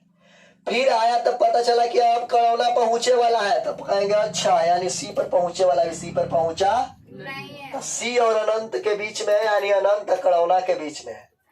फिर फोन करेंगे तो कहेगा कड़ौना में है, यानी सी पर है। फिर कहेंगे सी पर कड़ौना। फिर फोन करेंगे तो कहेगा कि सुकुल चक कड़ौना के बीच में है, यानी सी और एफ के बीच में है। फिर कहेगा सुकुल चक आ गए तो एफ पर। फिर कहेगा सुकुल चक सिकरिया के बीच में है तो एफ और पी के बीच में है। अब फिर कह देगा कि सिकरिया पहुंच गए तो पी पर, बिस्टॉल नहीं उसको सिकरिया है ना। चलो देखो आगे समझना। अभी वस्तु कहाँ पर था? अनंत पर था। अनंत पर का प्रतिबिंब कहाँ पर बन गया? एफ पर। और यदि कोई वस्तु, अरे यदि कोई वस्तु अनंत और सी के बीच में हो, अनंत और सी के बीच में, तो यदि कोई वस्तु अनंत और सी के बीच में हो तो इसका प्रतिबिंब कहाँ बनता है? एफ और सी के बीच में। एफ और ई वाला गैपिंग से देखो, ई वाला गैपिंग का ई वाला गैपिंग में, ई वाला गैपिंग का एकर गैपिंग ई में, एकर गैपिंग ई में, एकर गैपिंग ई में, यानी अनंत सी के बीच है तो कहाँ बनेगा?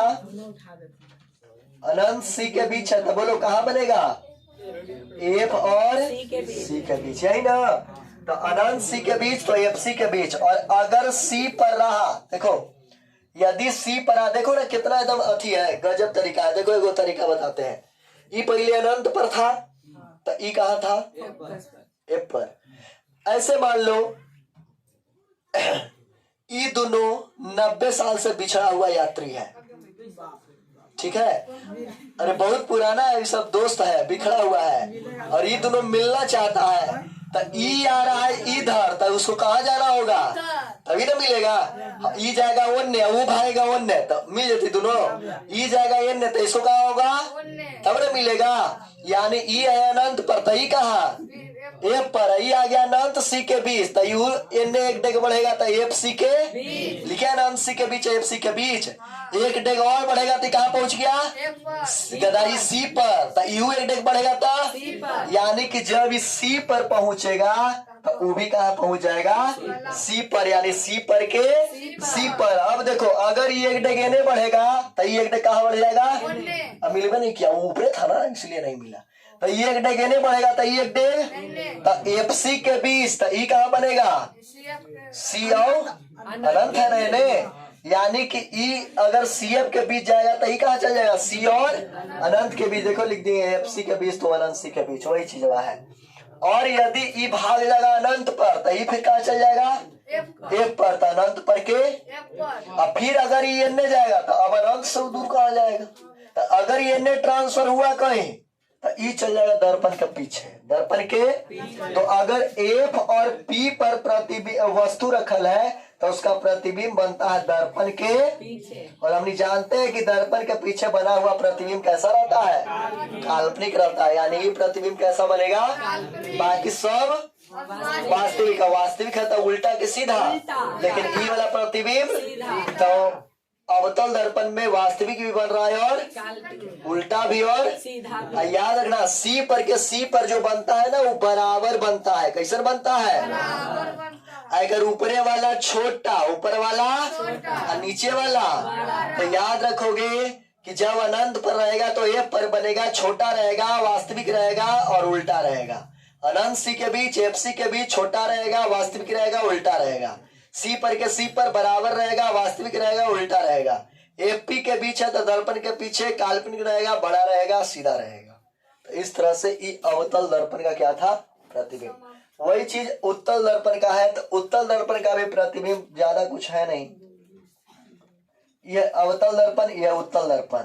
उत्तल दर्पण में दो ही केस बनता है, एक अनंत पर और एक अनंत और पी के बीच।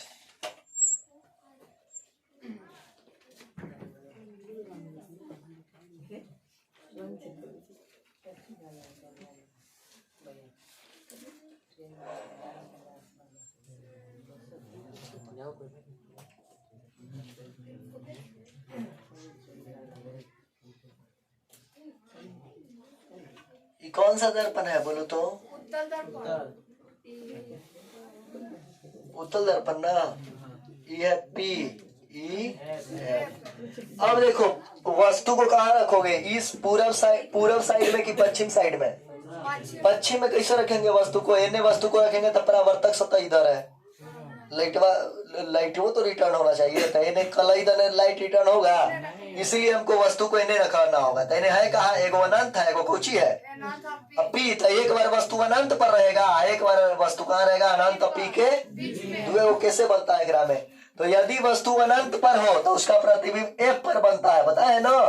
और यदि वस्तु अनंत और पी के बीच हो तो उसका प्रतिबिंब एफ पर बनता है। नहीं, उसका प्रतिबिंब कहाँ बनता है रे? एफ और एफ और पी के बीच में कि एफ और सी के बीच में? देखो तो उत्तल दर्पण वाला में एफ और न देखा है कोई? न देखोगे, हमें देखे पड़ेगा।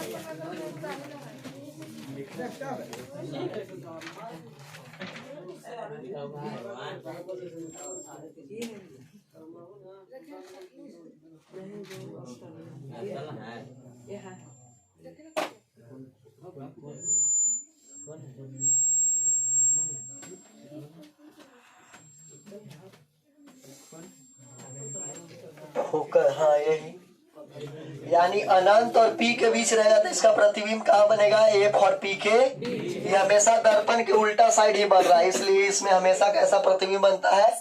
काल्पनिक और सीधा ही बनता है। क्लियर? तो ये पार्ट हो गया पूरा खत्म। अवतल और उत्तल का कुछ कुछ उपयोग है, इसके उपयोग के बारे में जान लो। क्या उत्तल दर्पण में और कुछ ही है? अनंत पर रहेगा तो एफ पर, और अनंत पी के बीच है तो एफ और पी के बीच। और क्या है? और इसका उपयोग क्या है? तो अवतल दर्पण का उपयोग कुछ में करते हैं। तो अवतल दर्पण का उपयोग सोलर कुकर में करते हैं। हाँ हाँ, उत्तल दर्पण का प्रतिबिंब हमेशा कैसा बनता है? सीधा। उल्टा उसमें कभी भी नहीं बनता है, क्योंकि सीधा वाला ही काल्पनिक रहता है। और सुनो रे, समतल दर्पण का प्रतिबिंब भी केवल कैसा बनता है? अच्छा बताओ, अगर कोई दर्पण है जिसका प्रतिबिंब हमेशा सीधा बन रहा है, कहीं भी वस्तु रखे सीधा, तो कौन सा दर्पण होगा? समतल भी हो सकता है और उत्तल भी हो सकता है, क्योंकि उत्तल में भी तो हमेशा सीधे बन रहा है। लेकिन अगर पूछे कि कोई दर्पण में हमेशा बराबर बन रहा है, तब समतल। समतल का प्रतिबिंब हमेशा बराबर होता है। और सुनो रे, अवतल दर्पण का उपयोग क्या क्या है? तो सोलर कुकर में किसका उपयोग करते हैं? अवतल दर्पण का। क्लियर? और तो अवतल दर्पण का उपयोग की अगर चर्चा करें तो अवतल दर्पण का उपयोग देख लो। अरे छोटका देखो, सोलर कुकर में दाढ़ी बनाने में इस समय किसका उपयोग करते हैं? और सौर भट्टी में और कुछ में सड़क, वो तो उत्तल हो जाएगा ना रे सड़क लाइट में। अवतल तो मिलाने का काम करता है, गाड़ी के हेडलाइट में ना, अथी में। हाँ, कान, आंख, नाक के जांच करे में, चिकित्सा के जांच करे में, नाक में देखे में कितना नेटा है। हाँ, टॉर्च में, इस सब में किसका उपयोग करते हैं? अवतल दर्पण का। उत्तल दर्पण का उपयोग हम लोग कहाँ करते हैं? तो उत्तल दर्पण का उपयोग करते हैं गाड़ी के साइड अथी में, साइड मिरर में। तो उत्तल दर्पण का उपयोग हम लोग कहाँ करते हैं? साइड मिरर में। साइड मिरर में किसका उपयोग करते हैं? उत्तल दर्पण का। हेडलाइट में किसका उपयोग करते हैं? तो हेडलाइट में नहीं रे, हेडलाइट में अवतल का करते हैं। हेडलाइट में किसका करते हैं? अवतल दर्पण का। और साइड मिरर में उत्तल दर्पण का। और इसका कहा करते हैं? सड़क लाइट में। सड़क लाइट ऊपर देखे हो ना लगा हुआ, तो सड़क लाइट में किसका उपयोग करते हैं? उत्तल दर्पण का। क्लियर? और इसमें कुछ पढ़ना है नहीं? है नहीं चैप्टर अरे चिन्ह पर पाठ में बताइए। दर्पण सूत्र, हाँ दर्पण सूत्र सिद्ध करेंगे, लेकिन उसके लिए डेट रखे हैं लास्ट दिन, एकदम 1 दिन 2 दिन पहले, ताकि एकदम ताजा ताजा याद रहे। हाँ। कोई चिन्ह पर